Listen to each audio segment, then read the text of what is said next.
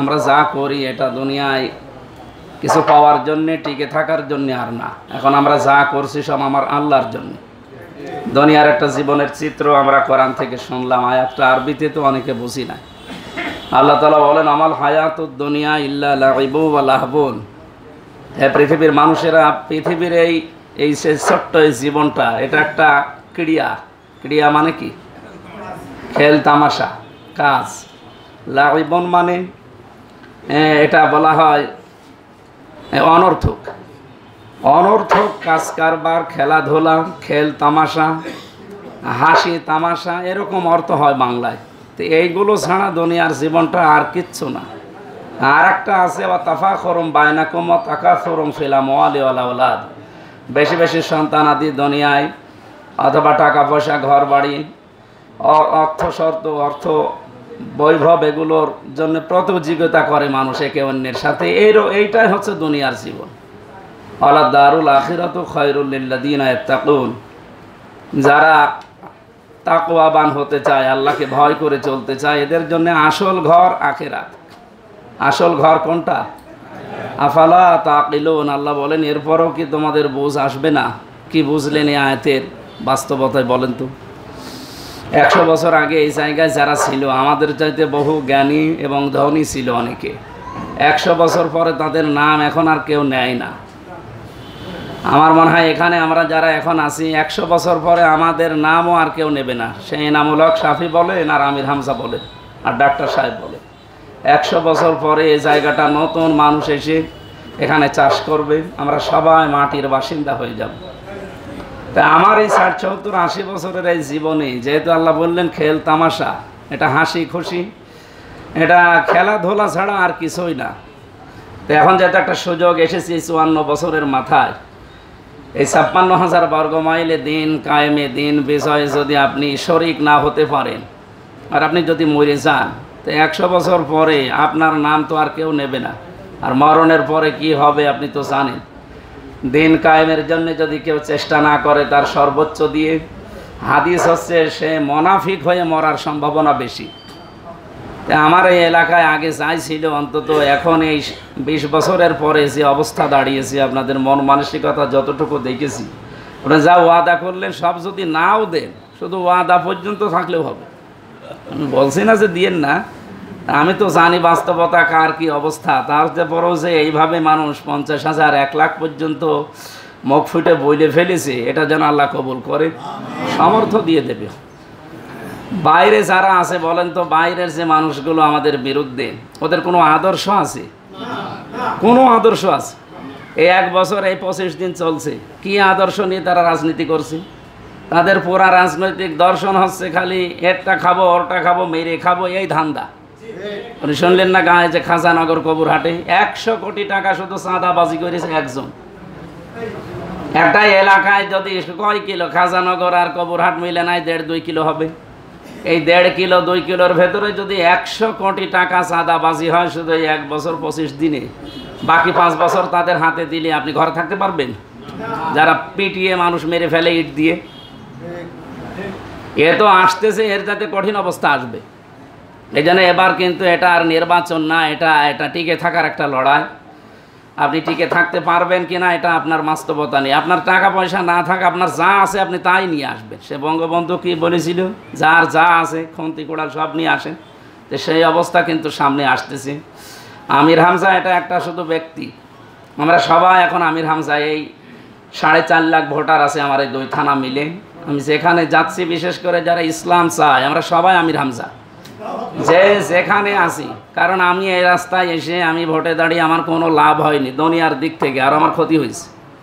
আমার আখেরাতের লাভ হবে ইনশাল্লাহ। কারণ মানব সেবা এটা একটা ইবাদত। যে জায়গায় দায়িত্ব পাচ্ছি আমরা, কেউ জোর করি না। বাংলাদেশ জামাত ইসলামীতে এটা নেই, কেউ জোর করে যদি দাবি করে কিয়ামতের আগেও তাকে দায়িত্ব দেবে না। এখানে যিনি ইউনিয়ন পরিষদের চেয়ারম্যান হিসাবে মনোনয়ন পেয়েছেন, বলে যে উনি ওনার চাচা। আমি ওনার চাচা, এ পরিচয় কি আসল? উনি জামাত ইসলামী থেকে নির্বাচন হয় ভেতরে ভেতরে, নির্বাচনের মাধ্যমে তিনি মনোনয়ন পেয়েছেন। অন্য কেউ যদি পেত, আমরা তার জন্য ওইভাবেই কাজ করতাম, সে আমার বংশের হোক আর আমার শত্রু বংশের হোক। মানে এখানে বংশ বা আত্মীয় বা এই গ্রামবাসী এগুলো আমরা দেখি না, আমরা দেখি যে এই লোকটার দ্বারা আল্লাহ এবং রসুলের কাজ হবে কিনা। আমি তো সেই প্রথম দিন যেদিন এই দলে, কারণ অন্যান্য জেনারেল দলের মতো এই দল না, বাংলাদেশ জামাত ইসলামী যারা যোগ দেয় তাদের প্রথম কথাই হচ্ছে বলিন্না সলাতি ওয়া নুসুকি ওয়া মাহইয়া ওয়া মামাতি লিল্লাহি রাব্বিল আলামিন, যে আমার নামাজ, আমার কোরবানি। কোরবানি মানে কি শুধু পশু কোরবানি? এই যে এখন বসে আছেন এটাও কোরবানি। আমি এই 1-1.5 ঘন্টা কাজ করতে পারতাম না? এই বাংলাদেশে আমি এমন মানুষের সাথেও মিলেছি যে 1 ঘন্টায় 5 লাখ টাকা উপায় করে। Doctor Motiar Rahman 15 minute 14 minute করে সময় লাগে একটা অপারেশন করতে, 1,20,000 30,000 করে টাকা নেয়। তার 1 ঘন্টায় কত লাখ টাকা উপায় বলেন তো? অথচ ইসলামের জন্য, কোরআনের জন্য ঘন্টার পরে ঘন্টা সে সময় ব্যয় করে। কেন? দুনিয়ার হিসাবে সে যদি উপায় করতো, 1 ঘন্টায় 5 লাখ হলে 24 ঘন্টায় কত হয়? কত লক্ষ টাকা একদিনে সে উপায় করতে পারে। সে মনে করে যে আমি কোরআনের জন্য যে সময়টুকু ব্যয় করছি এটা আমার ইবাদত, এটা আমার কোরবানি। ওই যে নুসুক বলা হয়, এটাও একটা কোরবানি। আমরাও যে রাস্তায় আছি আমরা কোরবানি মনে করে এসেছি। সুতরাং আজকের এই 1.5 ঘন্টা 2 ঘন্টা সময়, এখানে অর্থের কোরবানি, সময়ের কোরবানি, আমার মেধা এবং আমার যোগ্যতা, আমার বিভিন্ন পরামর্শ, আমার আরও যা আছে সবগুলো আমি কোরবানি করব বলেই এই রাস্তায় এসেছি। নয়তো আমি দুনিয়াদের অন্য কোনো রাস্তায় যেতে পারতাম।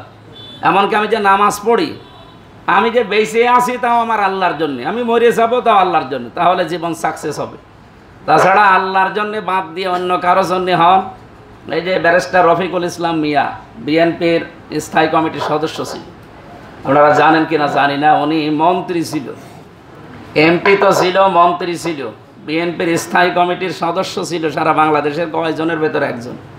অথচ এই যে 4 বছর লোকটা পড়ে আছে একা ঘরে, ওর কাছেও কেউ যায় না, শুধু কাজের মেয়েটা বাদ দিয়ে তার স্ত্রী চলে গেছে ছেড়ে, তার আত্মীয় স্বজন কেউ তার কাছে আসে না। এমন একটা রোগ তার শরীরে, কাছে গেলে সে রোগ নাকি সোয়াইসি রোগ। কোথায় ছিল মর্যাদা তার? শুধু দুনিয়াদার হওয়ার কারণে তার আজকে কোথায় নেমে গেছে বলেন। তা আমরা দুনিয়া তো চাই, কিন্তু আমার এই দুনিয়ার ভেতর থেকে আমার আখেরাতটা আমি তৈরি করে নিতে চাচ্ছি। আমি এই রাস্তায় এসেছি আল্লাহর কসম শুধুমাত্র এই জন্যই যে আমরা আগে আখেরাত তৈরি করব, এরপরে মানব সেবায়। আমি লুৎফুজ্জামান বাবর মিয়ার সাথে 3 বছর ছিলাম জেলে। লোকটা এখন বের হয়েছে। ওই এলাকায় যাবার পরে যদিও উনি বিএনপি থেকে নির্বাচন করবে, কিন্তু দুনিয়াদার যারা, তারা ওনাকে ফসলাচ্ছে বিভিন্ন কায়দায়।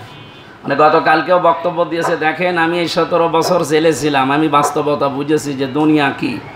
আমি ওগুলো কিচ্ছু চাই না, আমার আসল টার্গেট আগে আখেরাত, এরপরে আমার টার্গেট হচ্ছে মানব সেবা, এরপরে দুনিয়ার মানুষ। কথাগুলো ধাঁচ দেখেছেন? এমনিতে এই কথা মুখ দিয়ে তার আসে নাই। এই 17 বছরে তার পেছনে অনেক শ্রম দিয়েছে বিভিন্ন আলেমেরা, আমিও 3টা বছর ছিলাম তাদের সাথে। বাস্তবতা এটা এতটুকু আমি উপলব্ধি করেছি যে দুনিয়ার জীবনটা আসলেই খেলতামাশা। জামাত ইসলামের প্রতি বিরূপ মন্তব্য করি, গোষ্ঠীগত বা আত্মীয়গত বা অন্য কোনো চিন্তা ভাবনা করে আপনি এই দলে করতে ঠিক থাকতে পারবেন না। আপনাকে যে কোনো কায়দায়, দুনিয়াদার হলে দুনিয়াদার বহু দল আছে এদেশে, বের হয়ে চলে যাওয়া লাগবে। আমাদের আসল টার্গেট যেহেতু আখেরাত।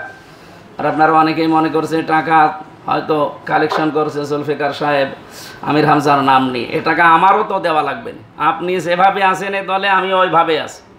আমি কলা গাছ হিসাবে দাঁড়িয়ে আছি, আমি না দাঁড়িয়ে যদি আপনি দাঁড়াতেন আপনার পেছনে আমার এইভাবে কাজ করা লাগতো। আর আমি আপনার পেছনে তো কাজ করছি না, করছি আল্লাহর দিনের জন্য। আমার উদ্দেশ্য হচ্ছে আমার আখেরাত যেন তৈরি হয়। আর যেহেতু এলাকার সন্তান এই হিসাবে আমার সামনে বহু আকাঙ্ক্ষা আছে, অনেকগুলো জিনিস আমরা বানাতে চাই এলাকা হিসাবে। বিশেষ করে এই যে এই বাক্স ব্রিজ থেকে শুরু করে এই ডম্বলপুর পর্যন্ত এই জায়গাটায় আমাদের এলাকায় সবচাইতে বড় বিষয় যে আমি বাংলাদেশের প্রত্যেক জায়গায় তো ঘুরি, কর্মসংস্থান নেই। কর্মসংস্থান অন্তত 10,000 মানুষের যদি যুবকদের কর্মসংস্থান একটা বিশাল প্রতিষ্ঠান তৈরি করা যায়, এরা অন্তত এই যে বিভিন্ন নেশায় যাবে না। কারণ কাজ না করলেই তো মানুষ শয়তান তাকে ঘিরে ধরে।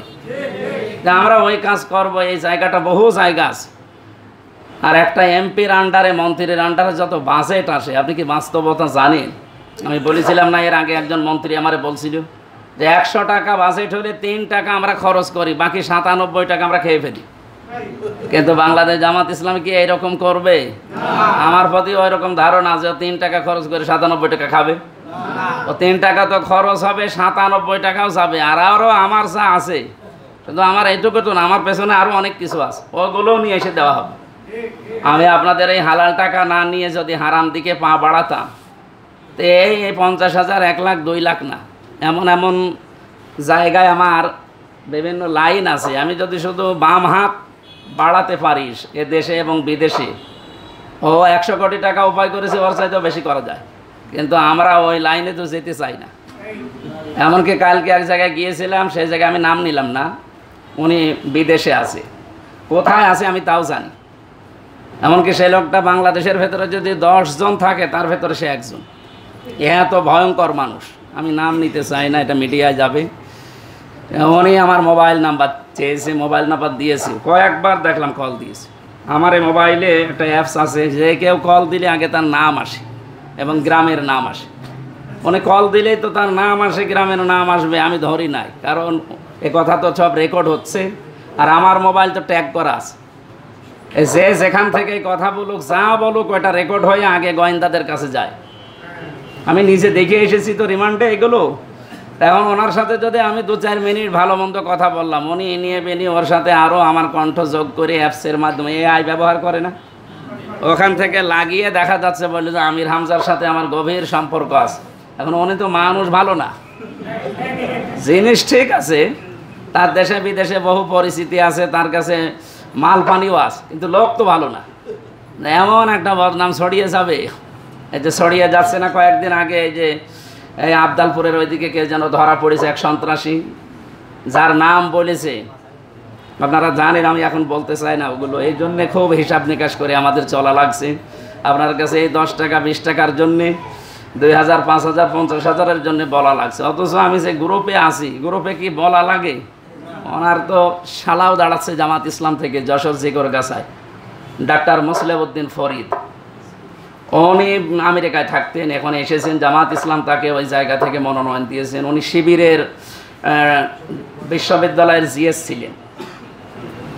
তা আমাদের পেছনেও যে থাকবে না তা না, আমাদের এই আসনে যিনি আসবে, কে আসবে জানি না, যে আসবে না কেন, উনি যদি 50 কোটি খরচ করে, আমাদের পেছনে যারা আছে ও 100 কোটি টাকা খরচ করতে পারবে।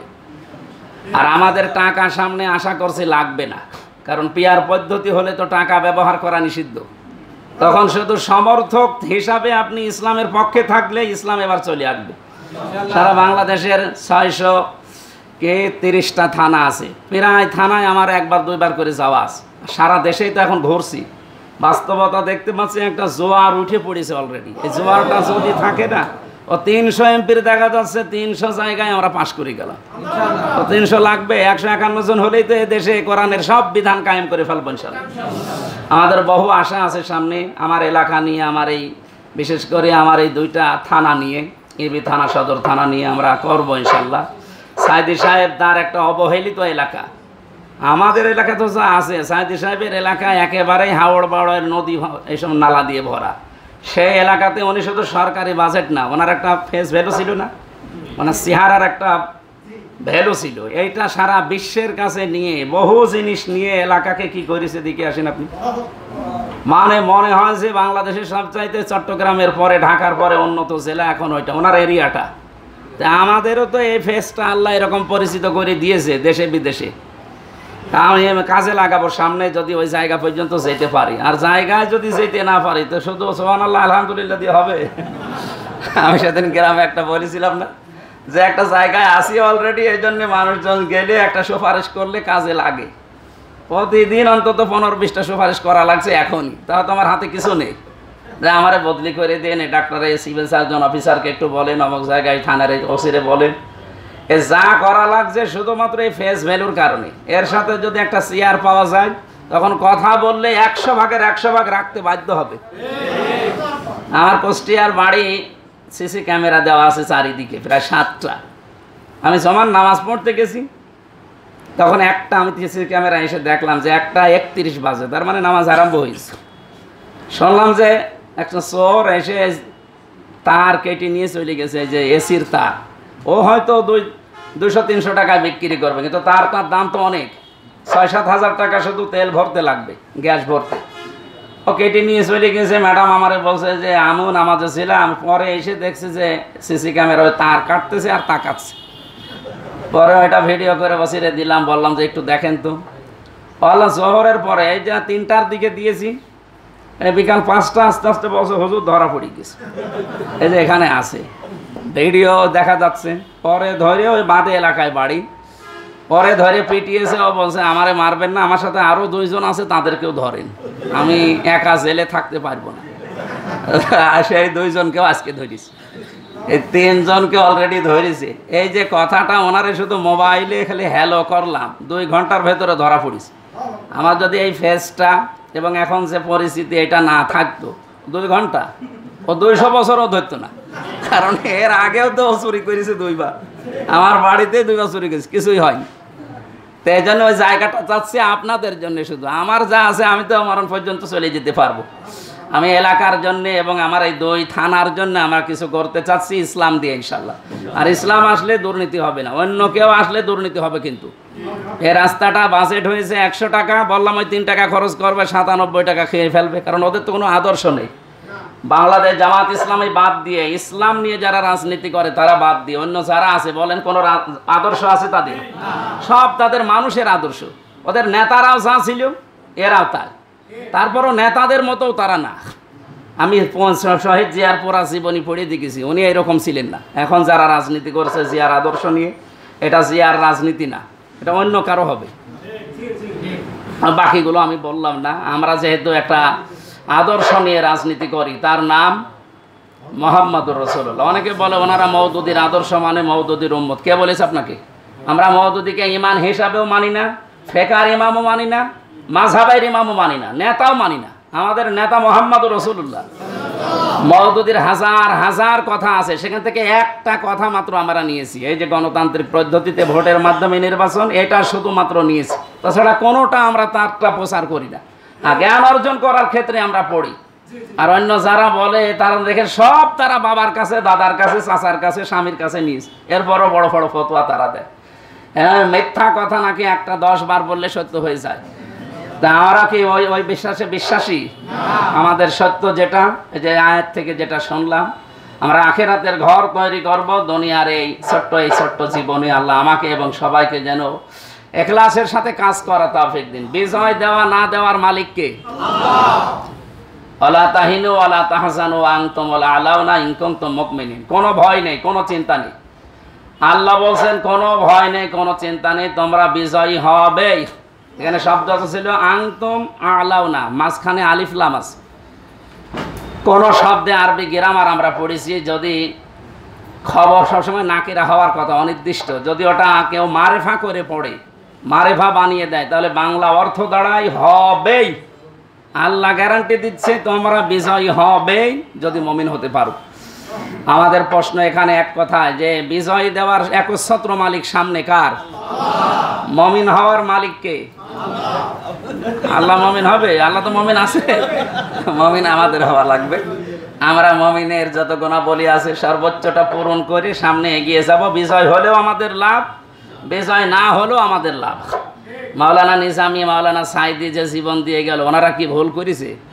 আমাদের কি ক্ষতি হয়ে গেছে? মারা তো যেতই, কিন্তু যদি জেনারেল মানুষ হয়ে চোর ডাকাত হয়ে মরতো, এখন যারা দোয়া পায়, মানুষের ভালোবাসা পায়, এটা পাইতো? যারা আমরা এরকম একটা জীবন গঠন করতে চাই, যেন কিয়ামত পর্যন্ত যারা আসবে দুনিয়ায়, অন্তত তাদের দোয়ার ভেতরে যেন আমরা শামিল থাকতে পারি। আলহামদুলিল্লাহ, আমি খুশি আজকে যেভাবে আপনারা এগিয়েছেন, যতটুকু সামর্থ্য দেখিয়েছেন, আল্লাহ যেন এটা টিকিয়ে রাখে আমাদের ঈমান এবং ইখলাসের সাথে।